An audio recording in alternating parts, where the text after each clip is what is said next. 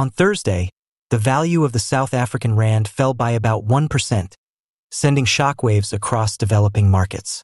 Before we continue, please kindly hit on the subscribe button. There are now predictions of an economic Armageddon as a result of this dramatic decline to our 18.35 per US dollar, which has been hailed as the worst performance among developing countries this week. What set off this apocalyptic occurrence? A nationwide political whirlwind that is getting worse. 8 turbulent days have passed since President Cyril Ramaphosa's victorious swearing-in, but his much-anticipated cabinet has not yet been assembled, causing a tumultuous 8 days ahead. The Democratic Alliance, DA, has threatened to leave the precarious government of national unity, GNU. Adding a Molotov cocktail to the conflict as time is of the essence and emotions are rising. The DA has issued an ultimatum that is as unambiguous as a klaxon in the middle of night.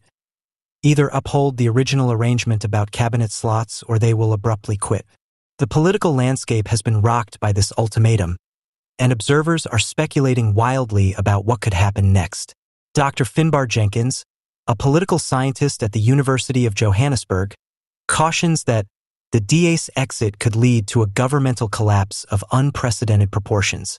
We could be looking at the impending collapse of the economy. An intense sense of fear is gripping investors, who are selling rand assets at an astronomical rate. There was mayhem on the Johannesburg Stock Exchange as dealers rapidly liquidated shares, acting as if the apocalypse was near. One dealer described it as like a scene from a disaster movie. It was complete chaos as people were yelling, tearing out their hair, and racing about. Ordinary South Africans are left to wonder what lies ahead in the meantime. Streets are rife with conspiracy theories and conjecture, ranging from the implausible to the completely fab. One worried person added, "I heard the rand might hit our 20 to the dollar by next week.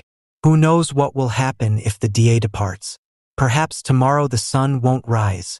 One thing is clear as the country balances on this political knife's edge. South Africa is still dancing wildly with destiny, and the rest of the world is watching with bated breath. Once more, President Cyril Ramaphosa presented his last cabinet proposals to the Government of National Unity, GNU, partners at the height of political discussions. Make or break. As some had put it, this was a pivotal meeting that may affect the course of South African politics.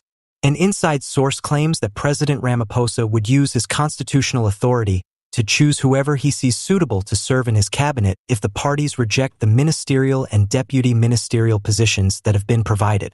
This consolidation of power might have far-reaching effects and change the political landscape of the country. Ramaphosa has been tirelessly negotiating with GNU members since his recent inauguration in an effort to reach a mutually agreed agreement. Finally, after several days of discussions, a possible solution seemed to be within grasp. A crucial first step in creating a GNU is the cabinet's makeup, which might have a big effect on the nervous markets which have been on edge because of worries about ingrained ideological divisions among GNU members. During Ramaphosa's inauguration last week, the South African rand had a spike that caused it to drop below our 18/dollar for the first time in almost a year. Nonetheless, a portion of the gains have been reversed, as the currency is now trading over our 18/dollar this week.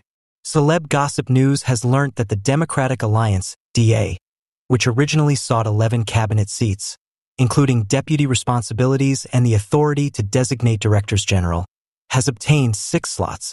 However, specifics of the final list are yet unknown. This agreement paves the way for future cooperation between the ANC and the DA and illustrates the precarious power dynamics inside the GNU. Their requests are being met with a take-it-or-leave-it mentality, but we do not yet have a definitive list. If they turn down the president's invitation to join the cabinet, we move on. That's the strategy we're using, an unnamed individual with knowledge of the talks said. The ANC has little space for movement and is placed in a risky situation. The insider went on to say that the ANC may face dire consequences if a deal could not be reached. If not, they, the DA, will destroy the ANC. 10 parties have joined the ANC's GNU proposal. Additional players, such the Pan-Africanist Congress, PA, and the Inkatha Freedom Party, IFP, may be able to obtain cabinet places. Although the ultimate distribution of portfolios is still up in the air, All eyes are focused on the ongoing discussions. It's been interesting to see the DA play the long game. They are said to have been reluctant to take over the management.